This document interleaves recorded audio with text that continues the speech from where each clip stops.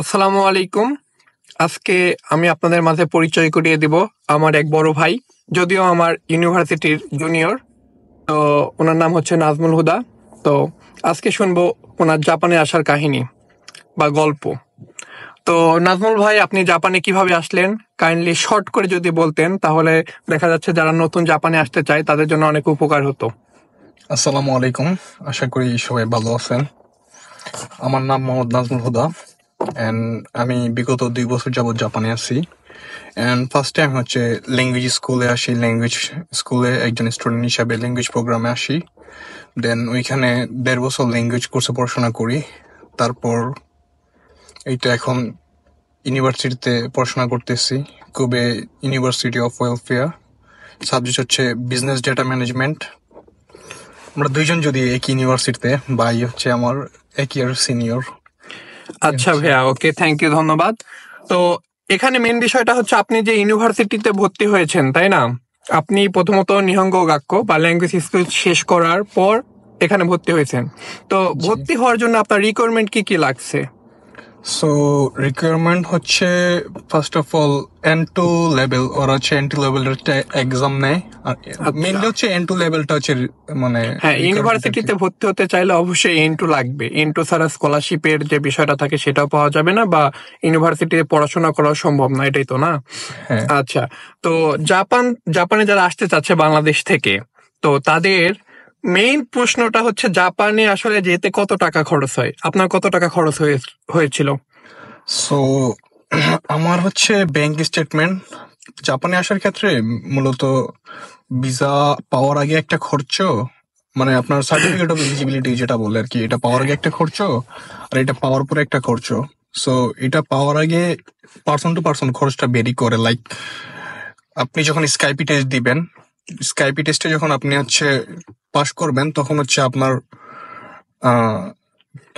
কিছু খরচ আছে। লাইক আপনার ব্যাংক স্টেটমেন্ট দেখাতে হয়, প্লাস এজেন্সির একটা প্রসেসিং ফি থাকে। সো আপনার যদি ব্যাংক স্টেটমেন্টটা নিজের থাকে সেক্ষেত্রে আপনার একরকম খরচ হয়, আর যদি ব্যাংক স্টেটমেন্টটা নিজের না থাকে তাহলে আরেক রকম খরচ হয়। আমার ব্যাংক স্টেটমেন্ট নিজের ছিল, সো আমার বেশি একটা টাকা লাগে নাই, 35,000 টাকার মতো লাগছিল। আচ্ছা, আপনি কোন এজেন্সি থেকে এসেছেন? আমি আসছিলাম ডেফোডিল। ডেফোডিল। আচ্ছা, ডেফোডিল আইটি না? Daffodil Japan IT. আচ্ছা, ওই এজেন্সিটা আসলে কেমন ছিল? মানে আপনার সার্ভিসটা কেমন দিয়েছে? ভালোই ছিল মোটামুটি। আচ্ছা, মোটামুটি। হ্যাঁ, সব এজেন্সি আসলে ভালোই থাকে, আবার মাঝে মধ্যে অনেক সমস্যাও করে। আচ্ছা, সেটা বিষয় না। আপনি তো আসার সময় মোটামুটি একটা কষ্ট হয়েছে, তাই না? এখন জাপানে এসে আপনি প্রায় 2 বছর হয়েছে। তো 2 বছরে আপনি বাংলাদেশে কত টাকা পাঠাইছেন?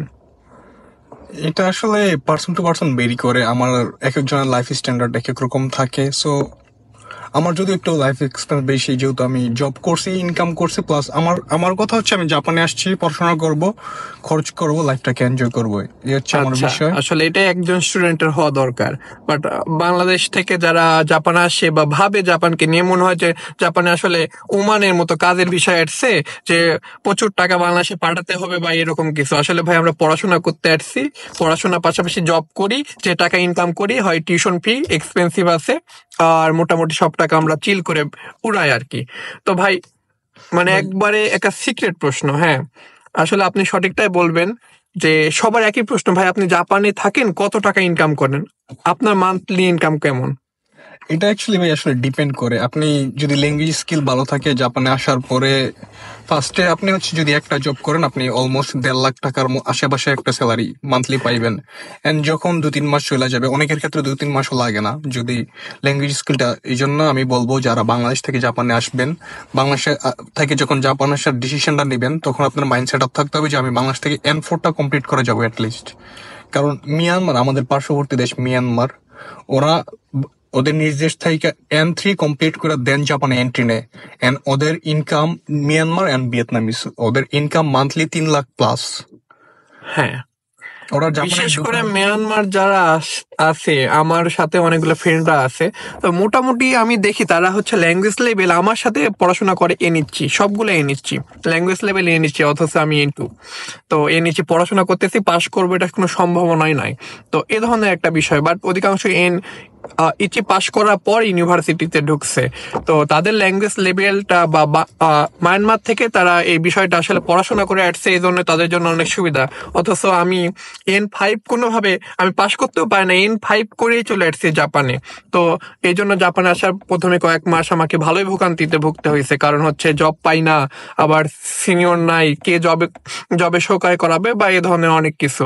তো আপনি এক্স্যাক্টলি কত টাকা ইনকাম করেন পার মান্থ?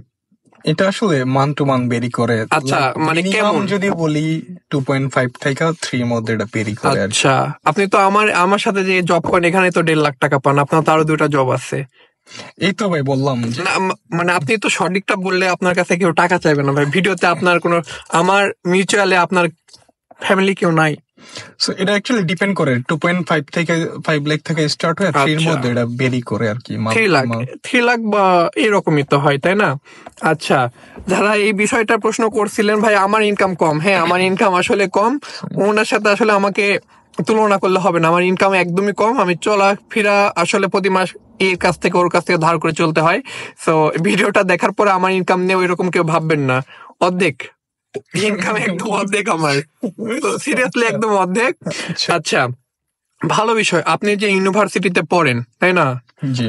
তো জাপানে যারা আছে অনেকে সেনমুনে পড়ে, তো ইউনিভার্সিটিতে আপনি ঢুকে মোটামুটি কয়েক মাস হয়ে গেছে তাই না? ইউনিভার্সিটির লাইফটা কেমন? আচ্ছা আমি বলি, জাপানে হচ্ছে যাদের হচ্ছে আমি বলবো যারা হচ্ছে ইন্টার পাস করে আসছেন, তারা হচ্ছে কোনো দিকে তাকানোর দরকার নাই, আপনারা একটা ইউনিভার্সিটি ঢুকেন। লাইফটারে আপনি মানে অনেক কিছু শিখতে পারবেন, অ্যাটলিস্ট আমি এইটুকু বলতে পারি, আপনি অনেক কিছু শিখতে পারবেন।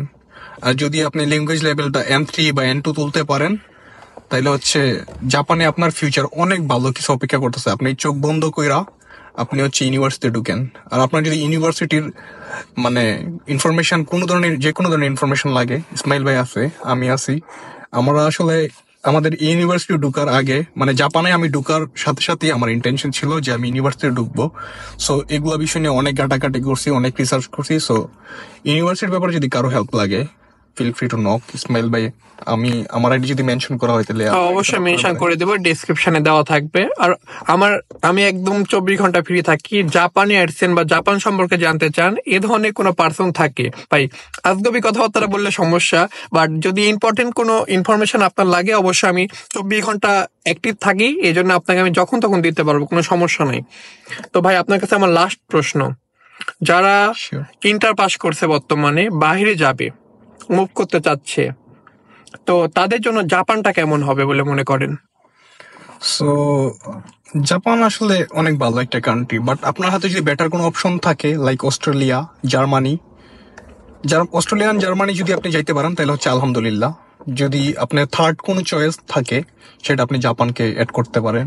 হ্যাঁ অবশ্যই আমিও একমত যে অস্ট্রেলিয়া যদি হয়, বাট আপনাকে কিন্তু ওই রকম এক্সপেন্সিভ থাকতে হবে, কারণ হচ্ছে আপনার কাছে ব্যালেন্স নাই। অস্ট্রেলিয়া যাইতে হলে কিন্তু আপনাকে মিনিমাম 30 লাখ থেকে 40 লাখ টাকা একটা বাজেট ধরতে হবে, যেটা জাপানে অর্ধেক, মোটামুটি 15 লাখের মধ্যে জাপানে আসতে পারবেন।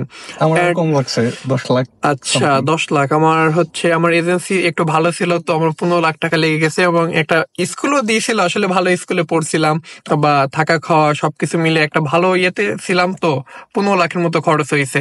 বাট জাপানে আসতে ওইরকম একটা টাকা খরচ হয় না, কিন্তু জাপানে আসাও সহজে আসা যায়, একটা শর্ট টাইমে আসা যায়। অথচ হচ্ছে জার্মানিতে আমার অনেকগুলো ফ্রেন্ড থাকে, বড় ভাই থাকে, ওনারা অনেক কষ্ট করে প্রায় 2 বছরের মতো টাইম লাগছে, বাট আমি হচ্ছে 1 বছরের মধ্যে চলে আসছি জাপানে। তো সময় যদি আপনার হাতে থাকে তাহলে আমি মনে করি জার্মান একদম বেস্ট একটা কান্ট্রি। আমেরিকাতে তো ভিসায় হয় না, বা অন্যান্য কান্ট্রি ওইরকম একটা না। অস্ট্রেলিয়া বা কানাডার বর্তমান অবস্থা একটু খারাপ, but Canada always always better.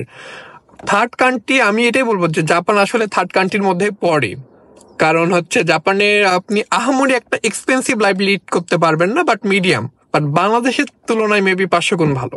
Bangladesh থেকে অনেক ভালো থাকবেন।